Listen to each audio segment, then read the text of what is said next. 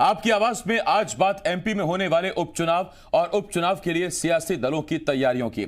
MP की कुल 27 सीटों पर जल्द उपचुनाव होने वाले हैं। इन उपचुनाव में जीत दर्ज करने के लिए कांग्रेस हो चाहे बीजेपी, दोनों सियासी दल एड़ी चोटी का जोर लगा रहे हैं। उपचुनाव के नतीजे ही तय करेंगे कि बीजेपी की सरकार बचेगी या कांग्रेस की सरकार आएगी। इसीलिए दोनों पार्टियों के आलाकमान की नजरें इन उपचुनाव पर बनी हुई हैं। बीजेपी के राष्ट्रीय महामंत्री बीएल संतोष ने भोपाल में पार्टी के तमाम नेताओं के साथ बैठक की और तैयारियों की समीक्षा की।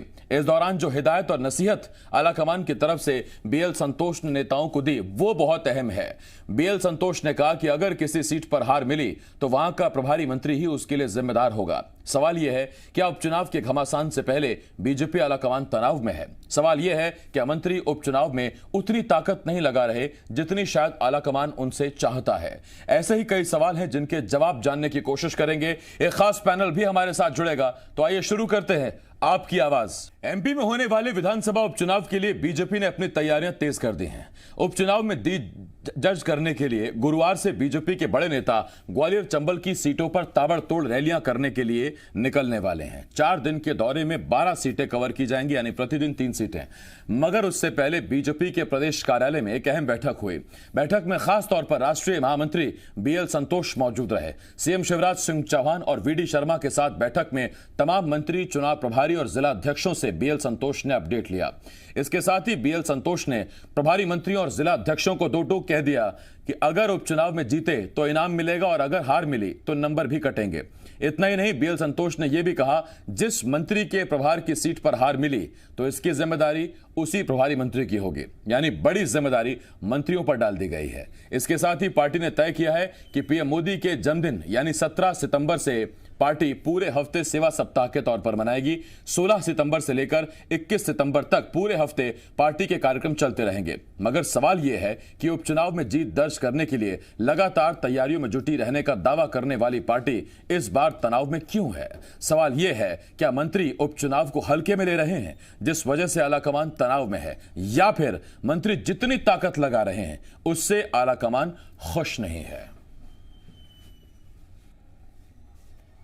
संगठन का ये अधिकार है कि वो अपनी सरकार के काम कैसे चल रहे हैं, जनता के हित में विकास के कार्य कैसे चल रहे हैं उसके बारे में पूछे। और आगामी चुनाव है विधानसभा 27। तो मंत्रियों की क्या भूमिका होगी? मंत्रियों की भूमिका जो सरकार ने अच्छे कार्य किए वो जनता तक ले जाएंगे और जनाधार बढ़ाएंगे पार्टी का और पार्टी को जिताएंगे। मूल रूप से हमारे लिए जो अपने सब विभागों के अंदर के जो काम हैं उन कामों की दृष्टि से हम अपने अपने विभागों की समीक्षा भी कर रहे हैं। और इसके अलावा पार्टी ने जो जवाबदारी दी है हमको अलग अलग कहीं ना कहीं किसी न किसी काम पे सब मंत्रियों को कोई ना कोई जगह जाना है, तो उसकी दिशा में खास काम है। ऐसी कोई सीट कमजोर नहीं है, 27 की 27 जीतने वाले।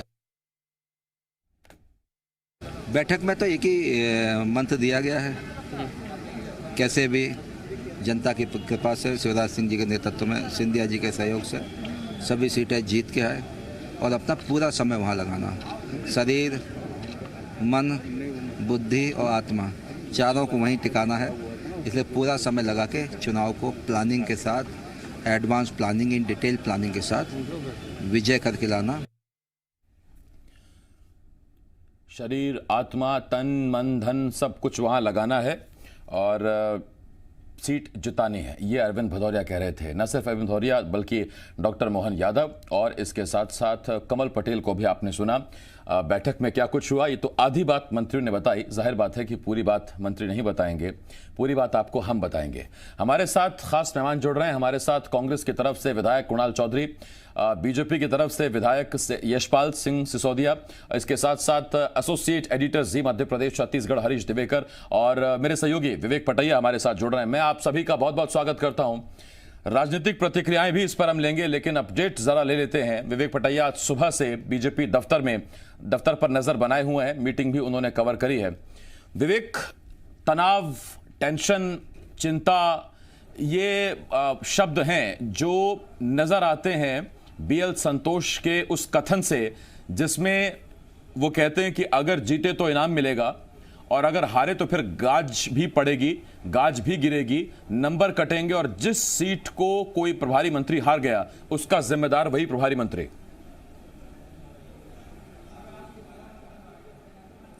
आसिफ, बिल्कुल ये बात आज उन्होंने दो टूक अपने मंत्रियों को कह दी है।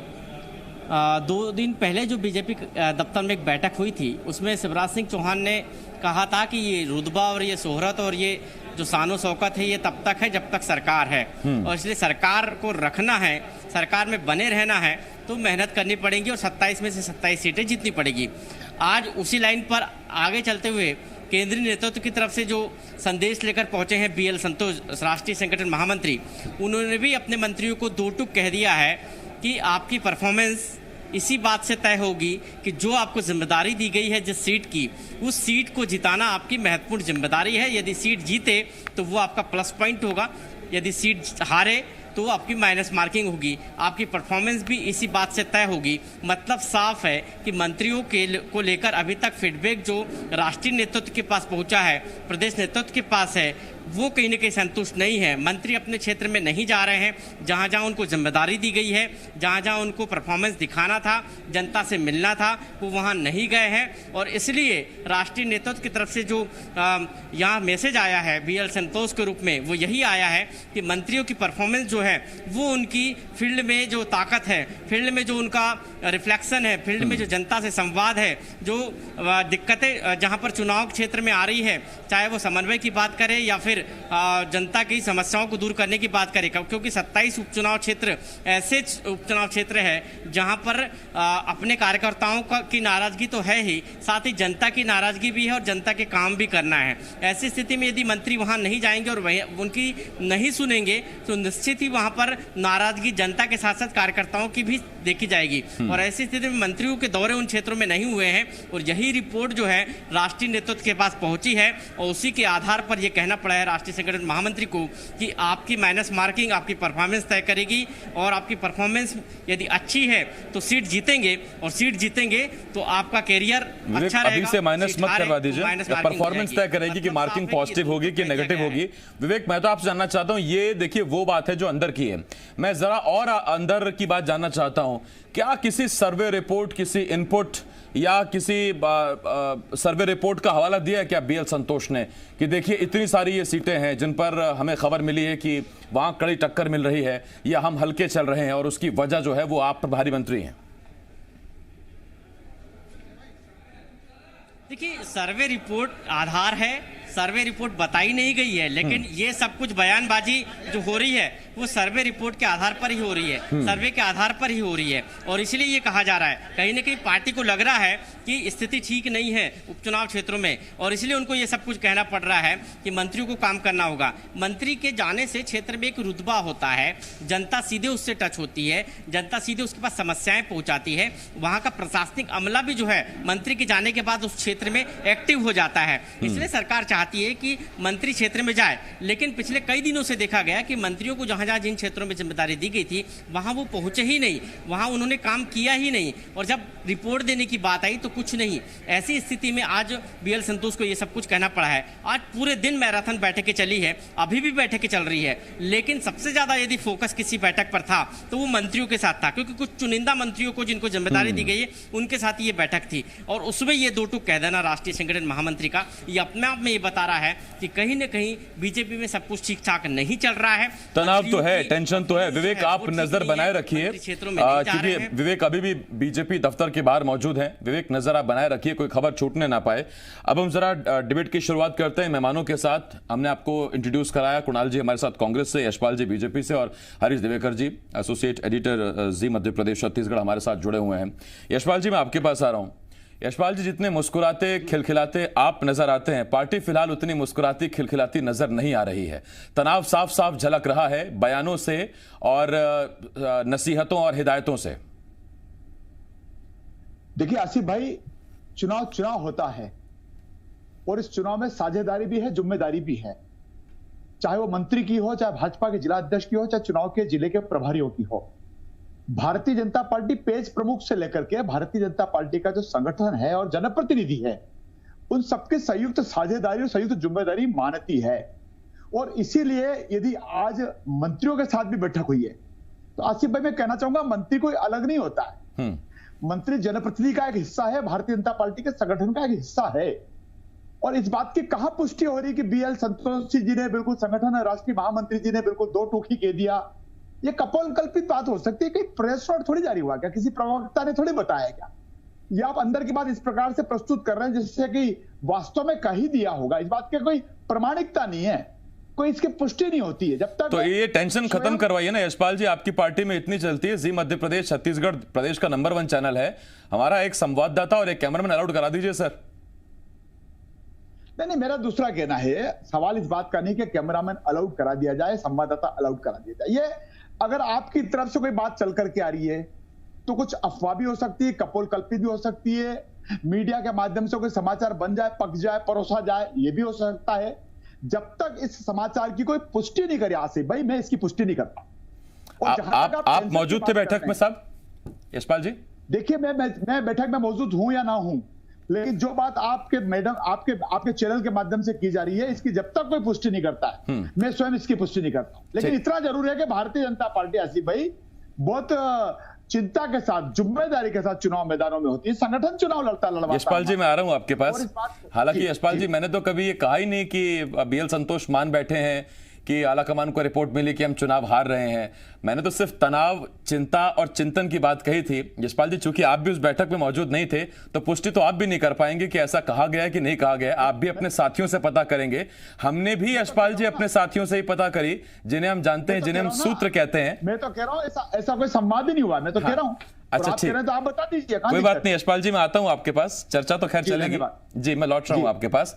कुणाल भाई आपके पास आ रहा हूं। कुणाल भाई आपसे एक सवाल जरूर है, इसका मतलब यह नहीं है कि अगर बीजेपी तनाव में है या टेंशन में है और प्रभारी मंत्रियों पर जिम्मेदारी डाली जा रही है, वो चीजें बाहर आ रही हैं, यशपाल जी माने ना माने, इसका यह मतलब भी नहीं कि कांग्रेस वहां बहुत मजबूत स्थिति में है। स्थिति यह है कि आपको चुनाव लड़ने के लिए बीजेपी के उन नेताओं को पार्टी में शामिल कराना पड़ रहा है शायद जो आपके संभावित प्रत्याशी हैं उन सीटों से।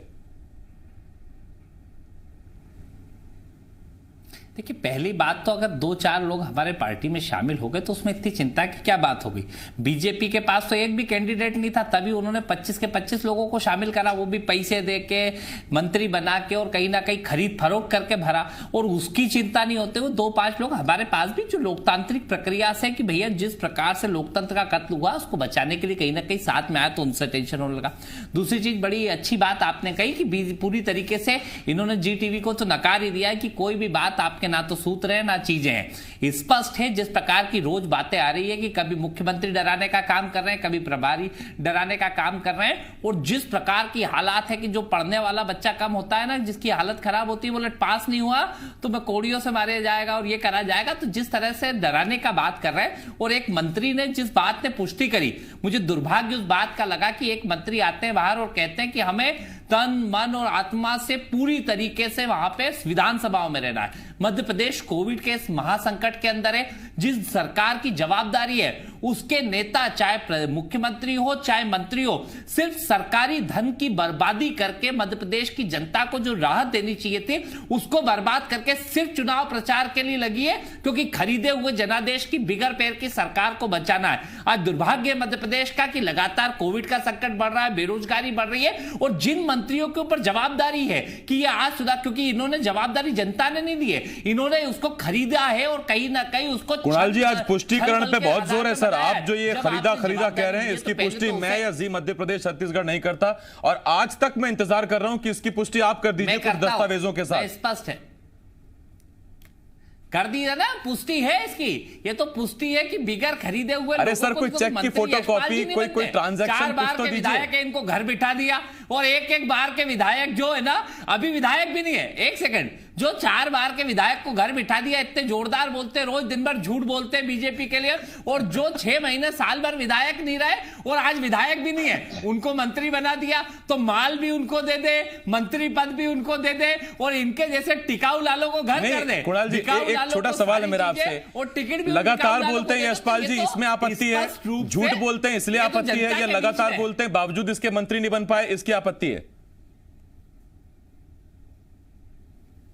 मैंने मेरा तो ये है कि इतने वरिष्ठ नेता थे, अगर बनाना था तो इनके जैसे कार्यकर्ता को जिन्होंने कहां से लेके कहां तक पहुंचे, पर कहीं ना कहीं इनको छोड़ के उन बिकाऊ लाल मिलावट रामों को, एक कार्यकर्ता का दर्द मैं भी समझता हूं कि क्या दर्द होता है। मैं भी एक पार्टी का कार्यकर्ता हूं, मैं भी लड़ाई लड़ता हूं, पर इनके जैसे वरिष्ठ नेता को मंदसौर में बाहर कर दिया और वहां पे जो माफिया के साथ बैठ के साठगांठ करते थे उनको मंत्री बनाने का काम कर दिया।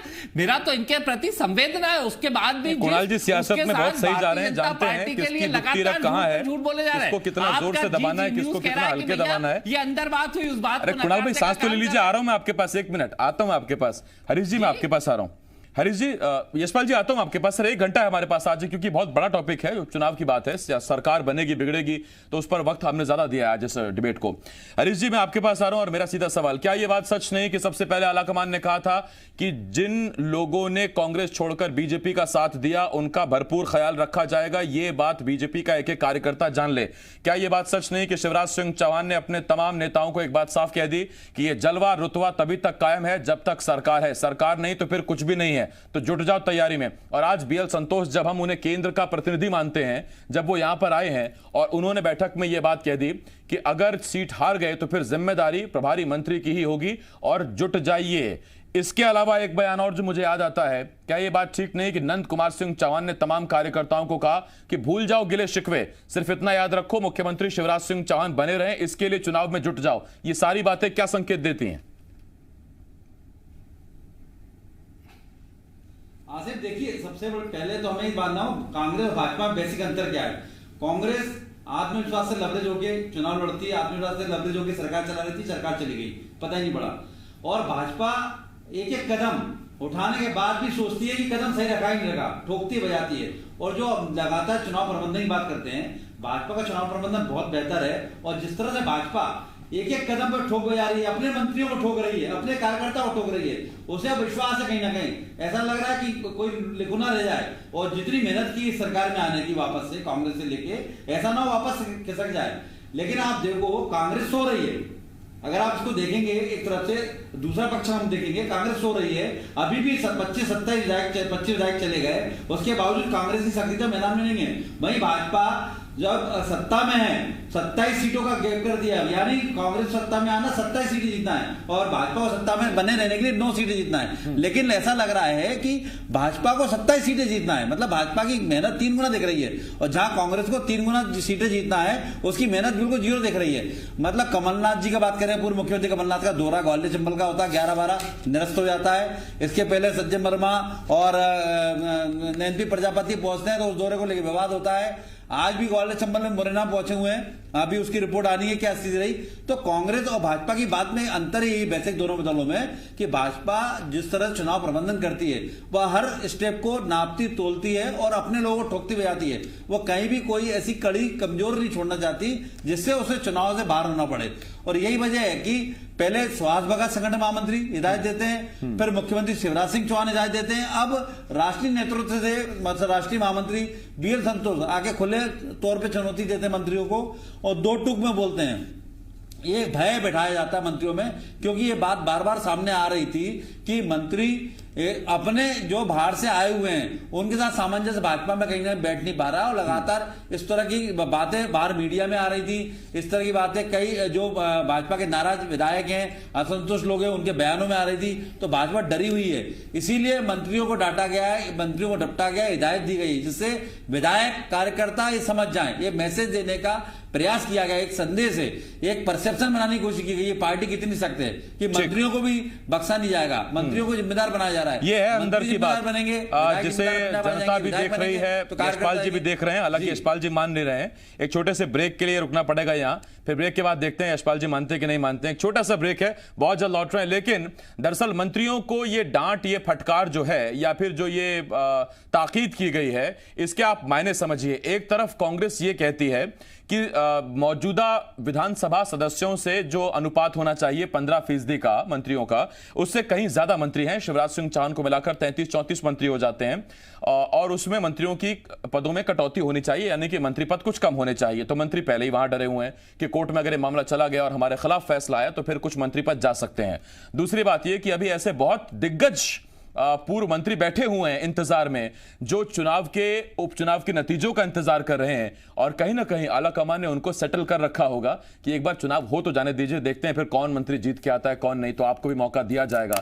तो उस लिहाज से भी जो मंत्री हैं वो इस पर भी नजर बनाए हुए हैं। तो यही वो सब बातें जिन पर हम चर्चा करेंगे। कई सवाल, एक छोटा सा ब्रेक है, बाद हाजिर हैं। आप देख रहे हैं आपकी आवाज, और आपकी आवाज में आज हम 1 घंटा डिबेट कर रहे हैं। दरअसल भोपाल बीजेपी दफ्तर में प्रदेश कार्यालय में एक बड़ी बैठक हुई। ये बड़ी बैठक राष्ट्रीय संगठन महामंत्री बीएल संतोष ने ली। इस बैठक में मुख्यमंत्री शिवराज सिंह चौहान और प्रदेश अध्यक्ष वीडी शर्मा मौजूद रहे। बैठक के अंदर खाने से जो खबर मिल रही है, खबर यह है कि बीएल संतोष ने आज तमाम प्रभारी मंत्रियों को भी हिदायत दी, ताकीद की नसीहत दी कि वो पूरी ताकत के साथ अपने अपने प्रभार के इलाकों में जुट जाएं, यानी कि उन विधानसभा सीटों पर जुट जाएं जहां जहां उपचुनाव होने हैं।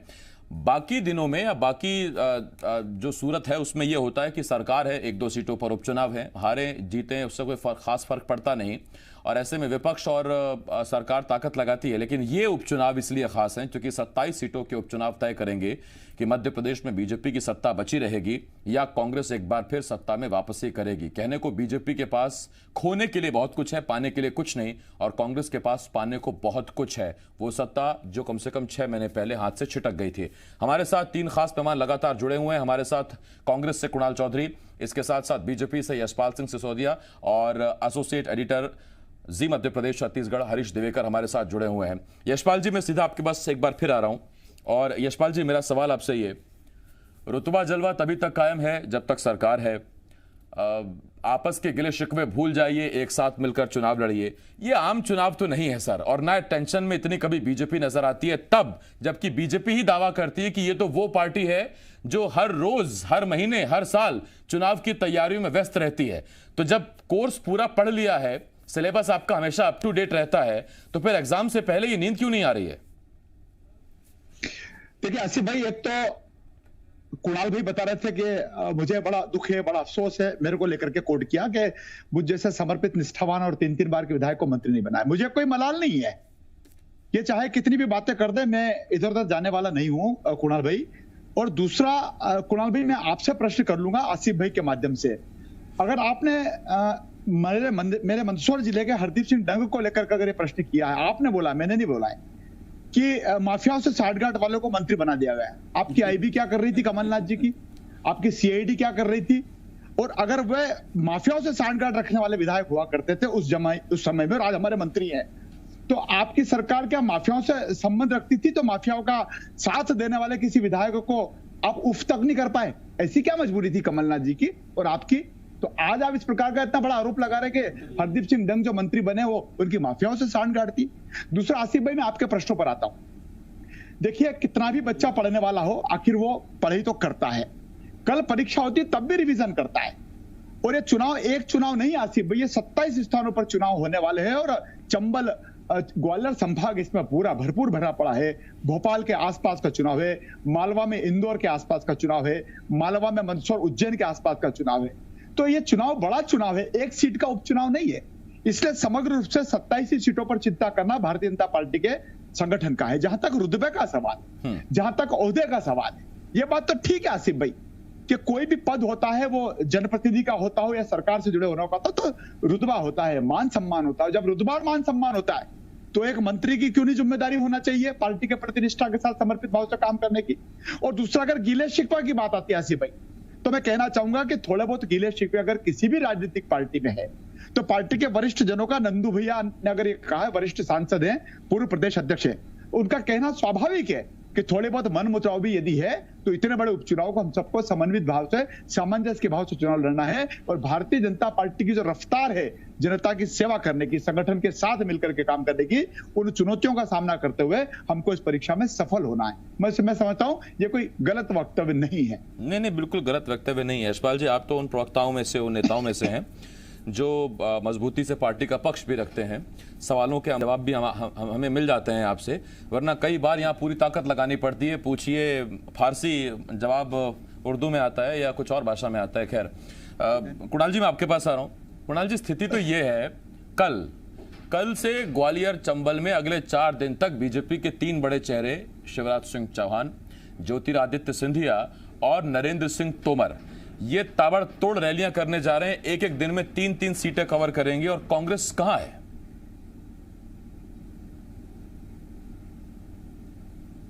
देखिए, पहली बात तो जो ये लोग जा रहे हैं तो वे सरकारी धन के ऊपर जबरदस्ती की घोषणाएं करने जा रहे हैं। आप पिछले उपचुनाव के अंदर जितनी घोषणाएं मुख्यमंत्री रहते हुए शिवराज जी ने करी थी, कितनी पूरी हुई अभी ये जनता के सामने, और जनता जानती है कि कितने झूठ। और आज जब जनता को धन की जरूरत है, जब इस प्रदेश को जन धन की जरूरत है, उस सरकारी पैसे के ऊपर सरकारी इवेंट बना के कैसे प्रचार करा जाए, पर चिंता नहीं करें। ये जनता कमर कस चुकी है कि कैसे इन बिकाऊ लाल मिलावट रामों को हराने की बात करें। बात कह रहे थे वरिष्ठ नेता है कि माफियाओं की, स्पष्ट है माफियाओं से साठगांठ थी। जब पशुपतिनाथ जी पे 250 करोड़ का कब्जा माफियाओं को आता था, और जब बिल्डिंग टूटती थी तो उसको बचाने के लिए जो कमलनाथ जी के पास पहुंचते थे तो उन्हें वो चलो चलो कह देते थे कि चलो चलो भैया कि फटाफट यहां से माफियाओं के लिए कोई वो नहीं होगी। और माफिया राज का जो सफाया उन्होंने करा, ये पूरा प्रदेश जानता है, इंदौर से लेकर ग्वालियर तक और मंदसौर तक, कि जिस प्रकार से सारे माफिया का सफाया करा, उसी माफिया ने पैसा लगा के मध्य प्रदेश की सत्ता परिवर्तन में अपना योगदान दिया। जब ये चावल को देख लो कि किस प्रकार से तो कुणाल जी, ये कौन सा विधायक है जो माफियाओं के साथ मिला हुआ था और अब मंत्री बन गया? माफियाओं की सरकार जो है नहीं, माफियाओं के साथ संगठित है सब लोग। चिंता मत करो कि बीजेपी पूरी माफियाओं के राज में सरकार चल रही है। ये माफिया जो माफिया ने पैसा लगाया, इसको अभी जनता सबक सिखाने की चिंता नहीं करे। ये खरीदे हुए अकेले खेलते हैं। मैं पूछता हूं, दस्तावेज ले आइए, सरकार विधायक खरीदी तो कुणाल जी दस्तावेज नहीं देते। मैं पूछ रहा हूं कि आप ही ने कहा था कि वो विधायक जो माफियाओं से मिला हुआ था आज मंत्री बन गया, नाम पूछ रहा हूं तो नाम भी नहीं बता रहे हैं।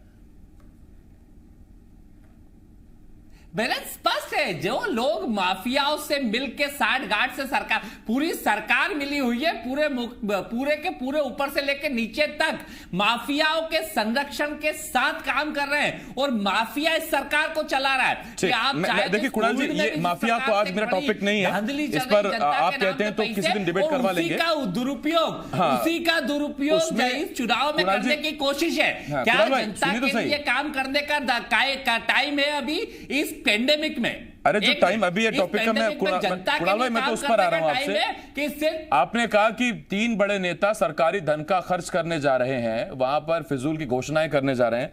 अब चूंकि आपकी सरकार है नहीं, आपके पास सरकारी धन नहीं है, तो क्या कांग्रेस ये मान रही है कि हमारे पास धन की कमी है, हम उतनी ताकत नहीं लगा पाएंगे जितनी सरकार लगा पाएगी?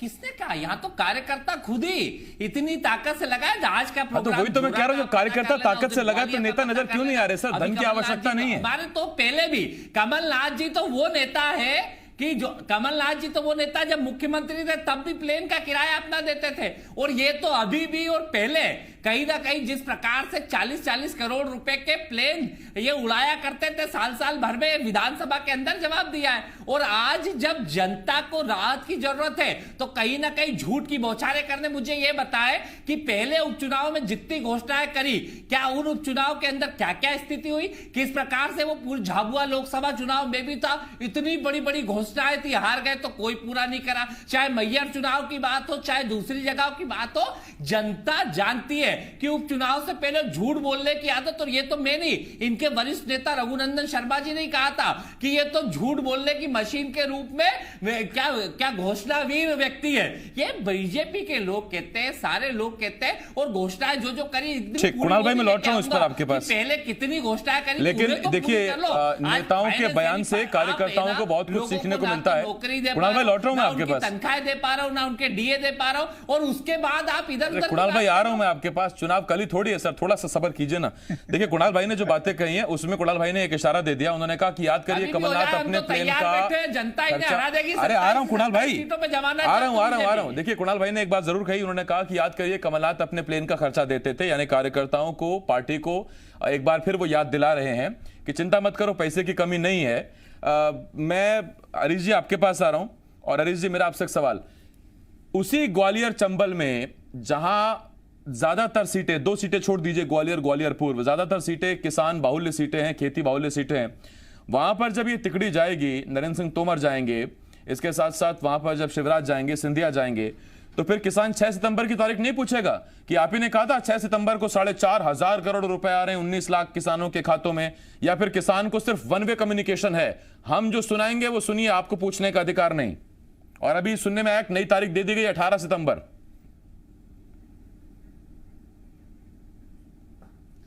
बिल्कुल सही कहा आसिफ। हम बार बार कह रहे हैं कि इस सरकार में अफसरशाही फिर से वापस हावी हो गई है और अफसर गुमराह करते हैं। मुख्यमंत्री शिवराज सिंह चौहान ने जो तारीख घोषणा की थी वो अफसरों के द्वारा बताई हुई थी। उसके बाद अगली तारीख पैसा कब आएगा, कैसे आएगा, उसको तारीख 6 से 8 हुई, 8 से लेकर अब 18 बताई जा रही है। अब 18 को कार्यक्रम होगा या नहीं होगा वो 18 तारीख पर पता पड़ेगा। लेकिन इन सबके चलते कांग्रेस को एक मौका मिलता है, इन सबके अफसरों के लापरवाही के चलते कांग्रेस हमला करती है, किसान विरोधी बताती है भाजपा को, और कांग्रेस इसी के बल पे राजनीति कर रही है। लेकिन कांग्रेस की जो जमीनी पकड़ होनी चाहिए, जो जमीनी जिस तरह से मैदान में उतरना चाहिए उपचुनाव में, वो कहीं दिखाई नहीं देती। भाजपा की जो अपनी जमीनी पकड़ है उसको बराबर बना रही है। लेकिन यहाँ आपने जो बात उठाया मुद्दा वो बहुत महत्वपूर्ण है कि जो किसान, यहाँ अन्नदाता ही फोकस है पूरे वोटर पे, और 27 में 25 सीटें अन्नदाताओं पर है।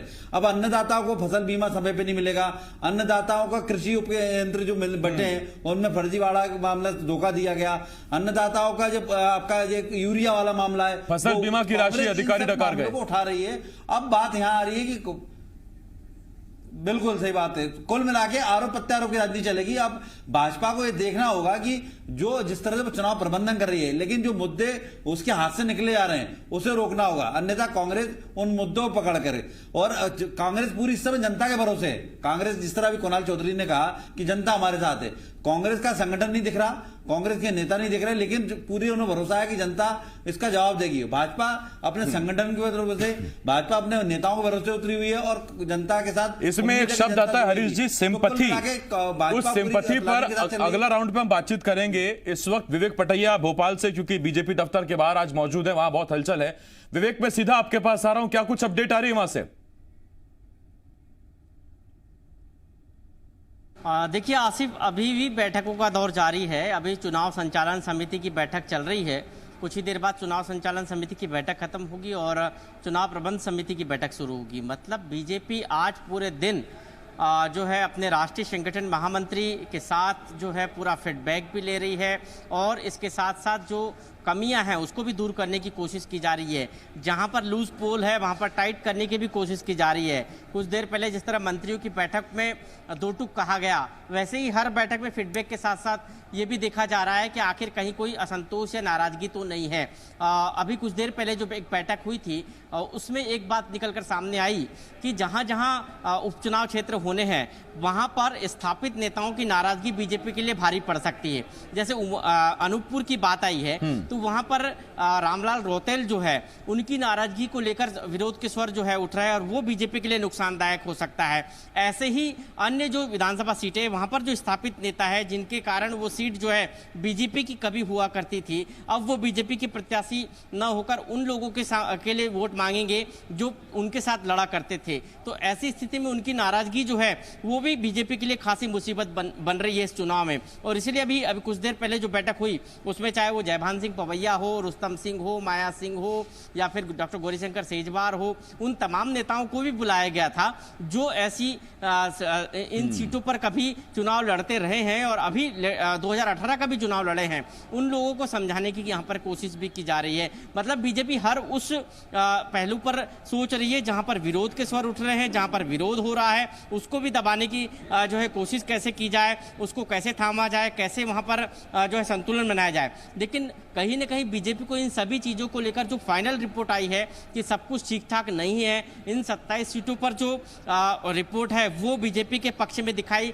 नहीं देती है और इसीलिए अभी से बीजेपी चाह रही है कि कुछ हो जाए और इन सभी जगह पर संतुलन बन जाए। और इसीलिए BL संतोष का ये 2 दिन का दौरा जो है वो काफी महत्वपूर्ण है। अभी भी इस वक्त बैठक चल रही है, सुबह 11 बजे से जो बैठकों का दौर चल रहा है। ठीक है विवेक, समझ गया मैं आपकी बात ये है कि जो असंतोष है उसे थामने के लिए संतोष पहुंचे हैं और संतोष असंतोष को कितना थाम पाएंगे, कितना नजदीक पहुंच पाएंगे अपने मकसद के, वो उस पर नजर हम बनाए रखे हैं। आप भी नजर बनाए रखिए। विवेक, बहुत शुक्रिया इस अपडेट के लिए। अपडेट आपसे हम आगे भी लेते रहेंगे। एक बार फिर मेहमानों की तरफ चल रहे हैं और जैसा मैंने कहा था कि सिंपैथी एक बहुत बड़ा फैक्टर है। कुणाल भाई, क्या पूरी कांग्रेस इसी सिंपैथी फैक्टर पर उसी भरोसे है? आपकी कई बहुत बड़े नेता ताबड़तोड़ दौरे कर रहे हैं, वो दिख नहीं रहा, तो ये एक सिंपैथी फैक्टर के भरोसे ही है क्या? और क्योंकि बयानों में कांग्रेस नेताओं के अमूमन रहता है कि जनता सब देख रही है, जनता सबक सिखा देगी, जनता ही देख लेगी कि कैसे हमारे विधायकों को खरीदा गया, हमारी सरकार बनाई गई, ये आप अपने बयानों में कहते रहे हैं।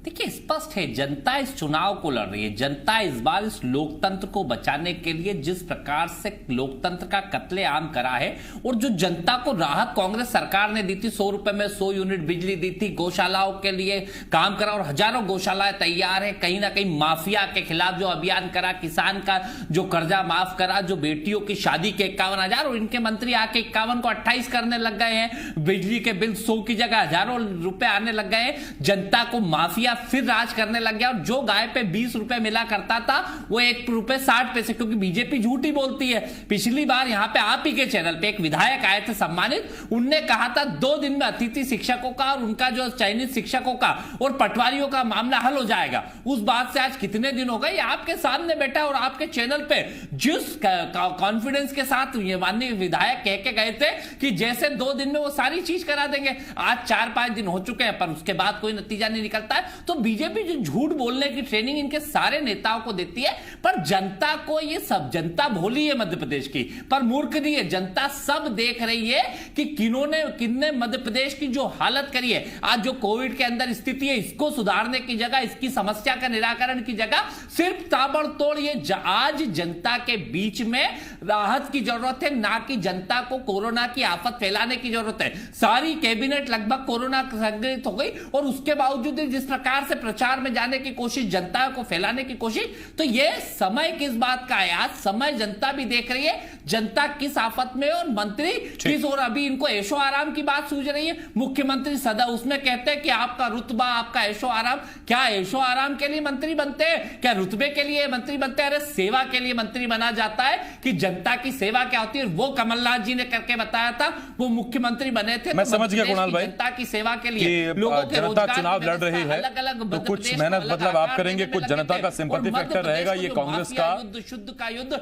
गेम प्लान है, अभियान की ओर लगे थे और ये शुद्ध को खराब करने की ओर लगे और माफिया के साथ संगठित होकर सरकार चलाने में। कुणाल भाई मैं समझ गया आपका। कांग्रेस का जो प्लान है वो कुछ ये है कि कुछ सिंपैथी फैक्टर, कुछ जनता चुनाव लड़ेगी, कुछ मेहनत हम करेंगे और उसके बाद ये तीनों मिलकर हम चुनाव जीतेंगे। अब मैं आपके पास आ रहा हूं यशपाल जी। यशपाल जी, संतोष पहुंचे हैं असंतोष जानने के लिए, और असंतोष कितना है ये संतोष को भी मालूम है, और यही वजह है कि फिर चाहे वो हाट पिपलिया हो, वो अजय बिश्नोई हो, वो रौतेल अभी जैसा जिक्र विवेक पटैया कर रहे थे, और खैर वो तमाम सीनियर मंत्री जो पहले मंत्री रहे हैं, इस बार उनको मंत्री पद नहीं मिला और वो सिर्फ एक भरोसे पर टिके हुए हैं कि पहले उपचुनाव के नतीजे आइए, सबको एडजस्ट किया जाएगा। आसिफ भाई, एक तो आपके सवालों का जवाब कुणाल भाई दे नहीं पाया आज, क्योंकि आपने कहा कि तिकड़ी जा रही है ग्वालियर में, दूसरी बार जा रहे हैं, पहली बार जा रहे हैं, तीसरी बार जा रहे हैं, और जिस रणनीति के तहत जा रहे हैं, कांग्रेस कहां खड़ी है? अगर ग्वालियर चंबल संभाग में 75,000 के लगभग। यशपाल जी, मैंने कहा था आपको सर कि मैं कई बार पूछता फारसी हूं, मुझको उर्दू मिलती है, लेकिन फिर भी चल रहा है सर, ऐसे ही चल रहा है। जनता भी देखती है कि क्या पूछ रहे हैं, क्या जवाब मिल रहा है, तो वो चलता रहता है। आगे देखिए होता है क्या। 76,000 कांग्रेस के कार्यकर्ता निष्ठावान भारतीय जनता पार्टी में आए हैं, और मैं कुणाल भाई को याद दिलाना चाहता हूं। कुणाल भाई, आप उस समय विधायक नहीं थे, मैं लगातार विधायक हूं।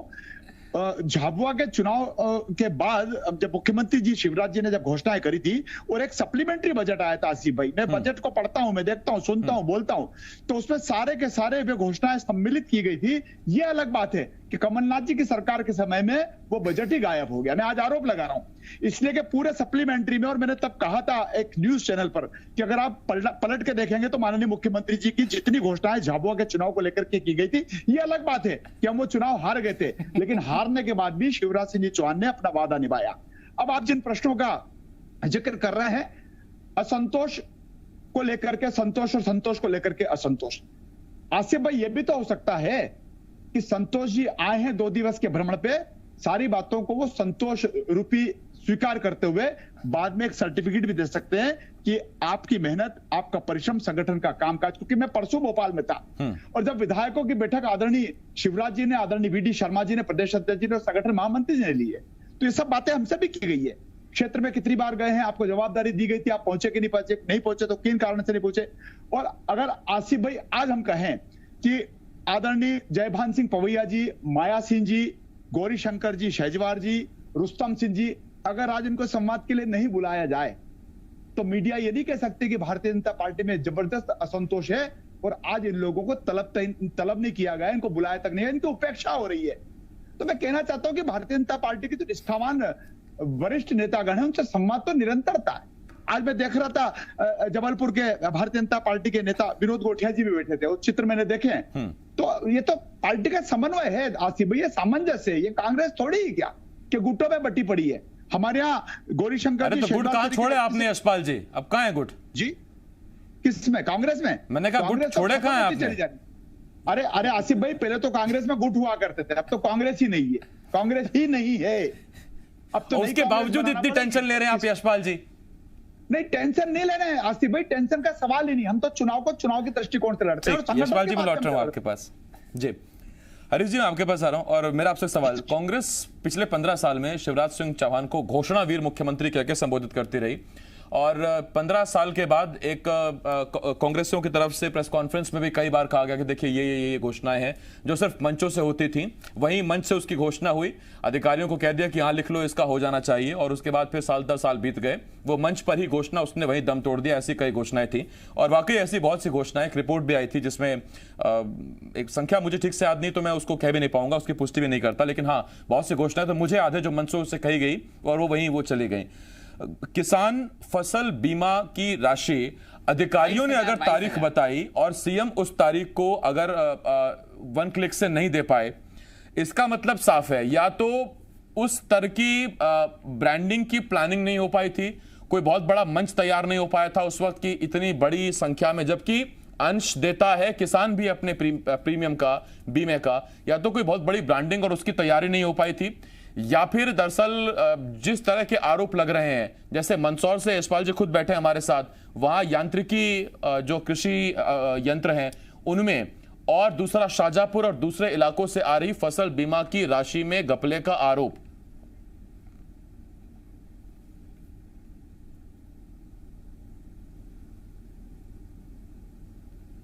हरीश जी आवाज मिल रही है क्या?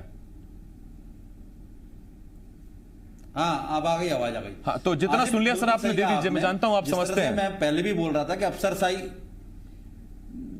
नहीं बिल्कुल अफसरशाही हावी, जिस तरह मैंने कहा, और इसका उदाहरण सामने है। चाहे वो मंदसौर का घोटाला हो, चाहे शाहजहांपुर का मामला हो, मंदसौर जिस तरह मंदसौर में किसानों को चाइनीज उपकरण देके ठगा गया, चाहे वो शाहजहांपुर में फसल बीमा के पैसा आया और अधिकारियों ने निकाल लिया। सरकार का नियंत्रण कहीं ना कहीं अफसरशाही पे नहीं है। दूसरी बात आसिफ पे कहूंगा, जिस तरह एक पहली बात छूट रही थी, मैं बताना भूल गया था कि आपने पूछा था कि आज यशपाल सिंह के चेहरे पे मुस्कान नहीं है, इम्तिहान को लेकर किस तरह थोड़ा घबराए हुए, बेचैन क्यों है? अब तक एमपी बोर्ड का एग्जाम देने के पैटर्न पे आदी थे भाजपा के जो नेता हैं, इस बार सीबीएसई का पैटर्न भी मिल गया है तो दोनों मिक्स हो गया, इसलिए बेचैनी थोड़ी ज्यादा है कि तो उस वजह से किस तरह से एग्जाम का पैटर्न होगा, किस तरह प्रश्न पत्र आएंगे, तो थोड़ा सा बेचैनी देखी जा सकती है। और रही अफसरशाही की बात, तो अफसरशाही हावी है, हम बार बार कहते हैं और ये दिखता है नमूना।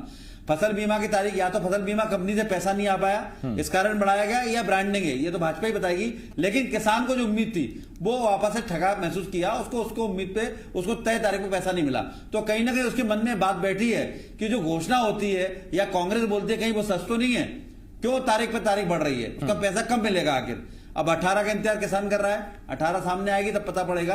तो कुल मिलाकर ये हरीश जी आपने कहा कि ये तो बीजेपी बताएगी कि पैसा नहीं आ पाया, कंपनी से ब्रांडिंग की कोई इवेंट नहीं प्लान हो पाया, तो बीजेपी तो नहीं बताएगी। अब यशपाल जी मुझसे सर्टिफिकेट मांग रहे हैं, लेकिन जब मुझे उस परीक्षा में बैठने का मौका ही नहीं दिया तो मैं मेरिट कहां से साबित करूं? मैं तो कह रहा हूं यशपाल जी को, इतने वरिष्ठ विधायक हैं, एक बार बस एक कैमरा और हमारा एक रिपोर्टर अलाउड कर दें साहब, फिर उसके बाद जो बातें हैं उन्हीं पर चर्चा होगी, ना इधर ना उधर। बहुत शुक्रिया यशपाल जी आपका हमारे साथ जुड़ने के लिए। कुणाल भाई बहुत बहुत शुक्रिया आपका, हरीश जी आपका बहुत धन्यवाद हमारे साथ जुड़ने के लिए। तो आज हमने चर्चा की मध्य प्रदेश उपचुनाव यानी 27 सीटों पर होने वाले उपचुनाव के लिए बीजेपी की तैयारियों की, कांग्रेस की तैयारियों की।